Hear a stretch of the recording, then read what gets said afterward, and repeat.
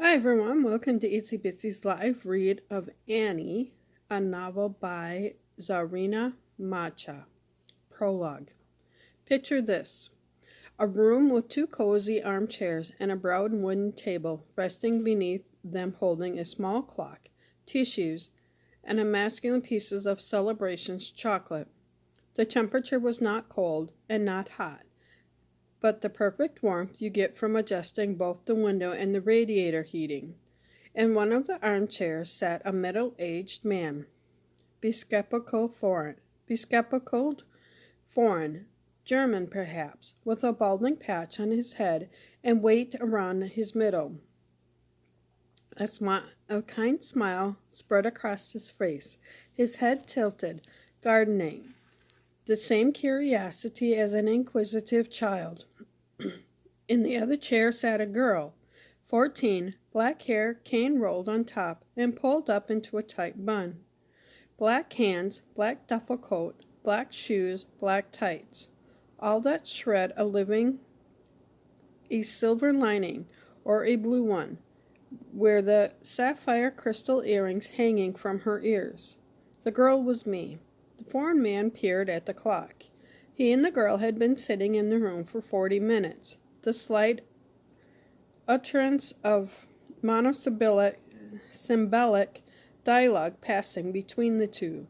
The girl was staring at the floor, her face expressionless. With only 20 minutes left, the man took his cue to pick up the bowl holding the chocolate and offered one to her. She refused. "I do like celebrations," said the man. "Always a succulent choice." He was definitely German. "They really melt in your mouth. Malters are my personal favorite, though. They're the most popular, aren't they?" I grunted in response. He sighed, not in expiration, merely in concern. "I know this is only our second session, but it would be nice to hear a little bit from you." I uncrossed my legs. It was amazing how interesting your shoes became when you had nothing to say. "I'm not trying to force you," he said gently. "I know this has been difficult for you. You have had a lot to deal with recently and in the past. But that is why I want you to know we are here for you. When somebody close to you dies, it is the most horrible thing in the world. That's why we want to help you get through this challenging time." I closed my eyes, raising my head to the ceiling. "How are you feeling right now?" he asked. I shrugged. "Annie, you are more than welcome to take your time, but remember, in here, you are safe. No one can hurt you. What we say is confidential, and you can say whatever you like." He was right, and yet the clenching in my stomach wouldn't stop. It was a reminder that no matter how awful things became, you were still left with the scars. I spent the remaining 20 minutes in silence. So much had happened in 14 years of existence. I was unsure of how to form the words. Last week, I mulled over my two precious 2 sessions and decided I was tired of being a prisoner of my past. I no longer saw the point of keeping myself closed off. Help had been offered to me, so surely now was the time to take it. I could keep the ghosts chained to me, or I could let them be released, freeing myself in the process. When I returned to Henry, he said I could call him by his first name. That following Tuesday, I was ready to begin telling him everything. Chapter 1. Mommy and Daddy. I was born on the 7th of September 2000 at West Middlesex University Hospital. Mom was only 20. My dad was in his mid-30s, a self-made man.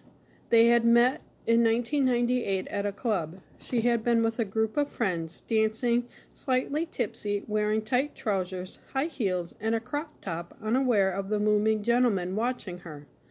He softly tapped her on the shoulder, offering to buy her a drink. He had come from nowhere, shrouded in a sharp black suit and Tribbley hat.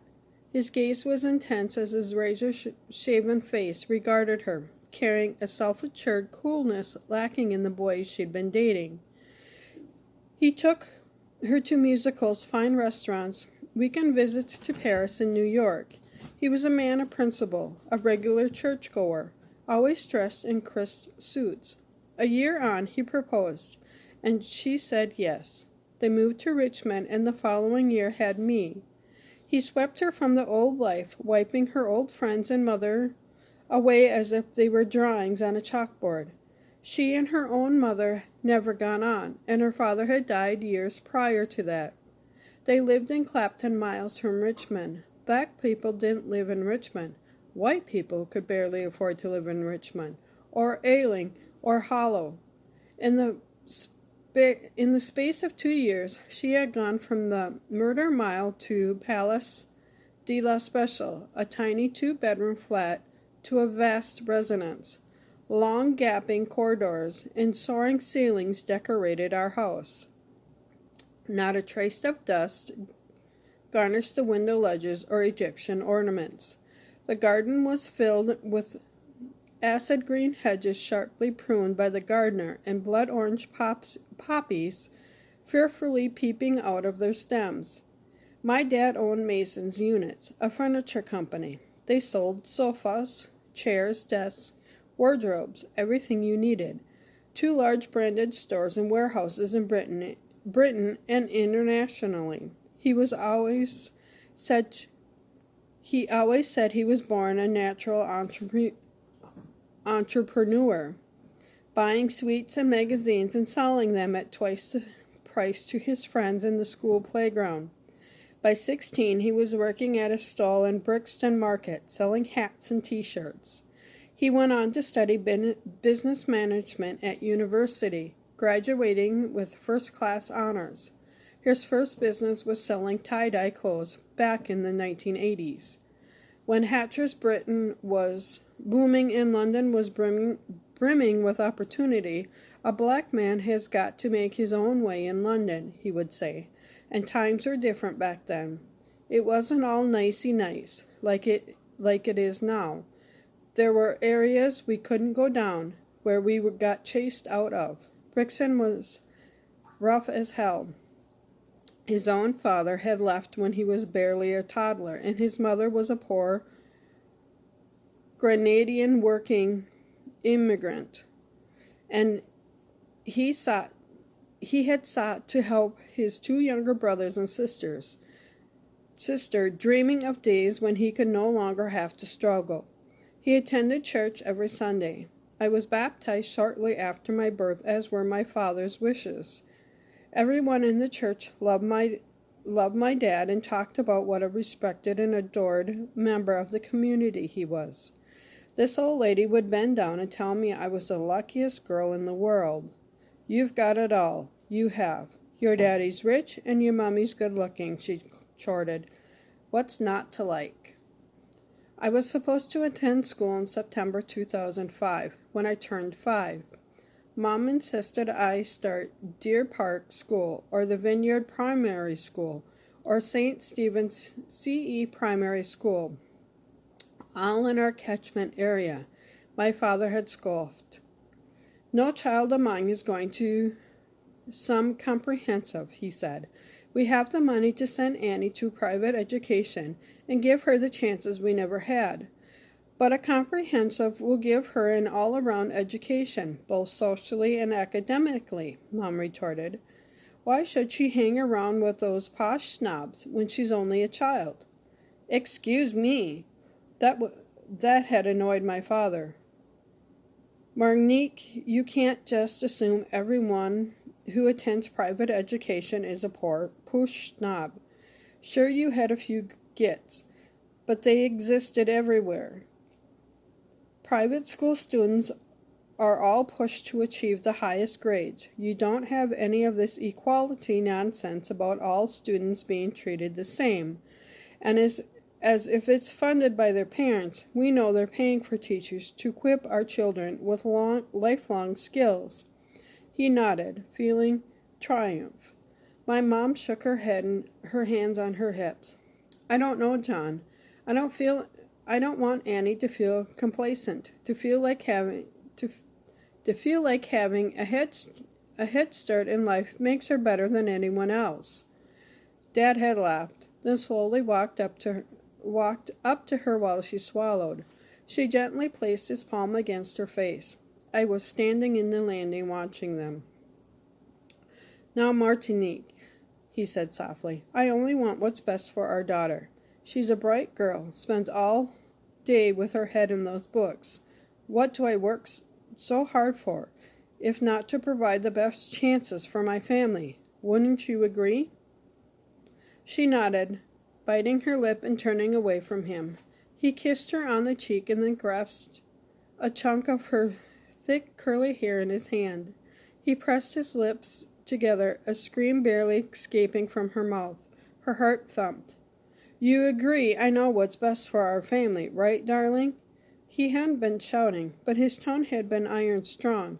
She nodded, tears streaming down her cheeks. "Tell me you agree."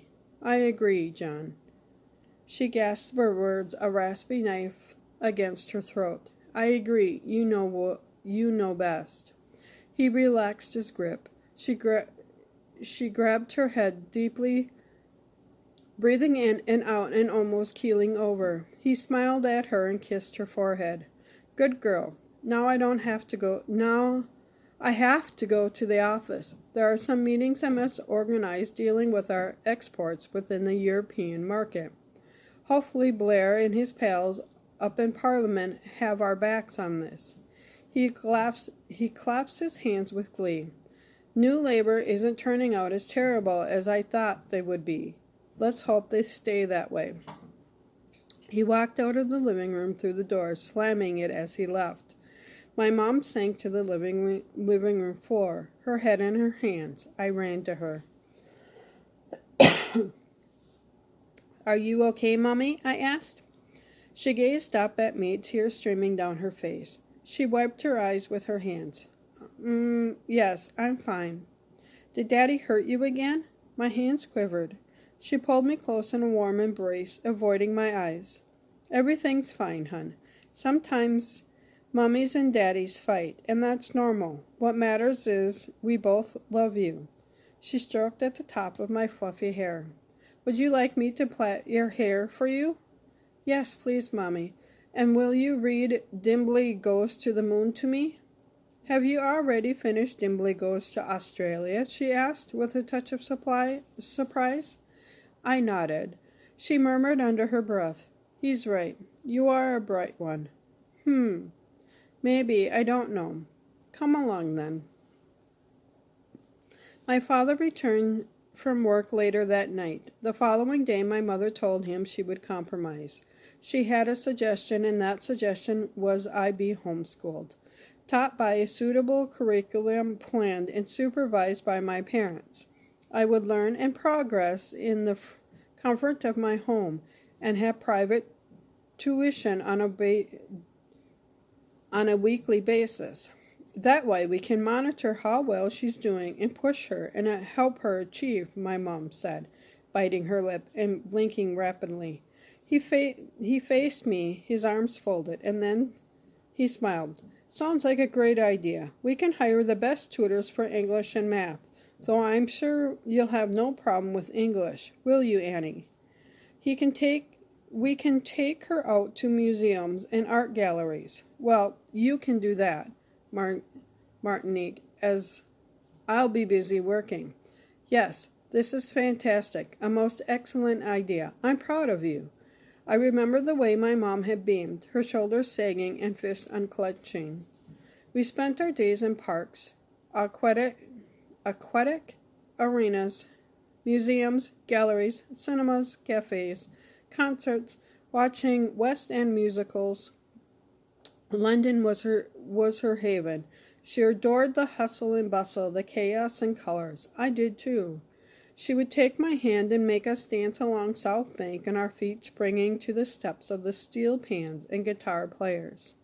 Coins would spill from her hands as she paraded around Covent Garden, smiling at the street performers and mime artists. "Dance with me, Annie," she would say, twirling me around. My dad didn't let her have her own bank account, but he gave her a generous weekly allowance. She would take me shopping in the West End, in all the big department stores like Zara and H&M and New Look. I had a wardrobe filled with colorful outfits, pink dresses, red scarves, glittery purple jeans, sky blue t-shirts, paisley leggings. She was also dressed so, tight jeans clinging to her athletic legs, short skirts, tops like black and white leather jackets. Men would turn their heads, whistling as she walked past. She never minded, smiling and playing up to the attention. Don't you tell your dad about this. It's all just a bit of fun. I'm allowed to have fun, aren't I? Thank you for listening to this portion.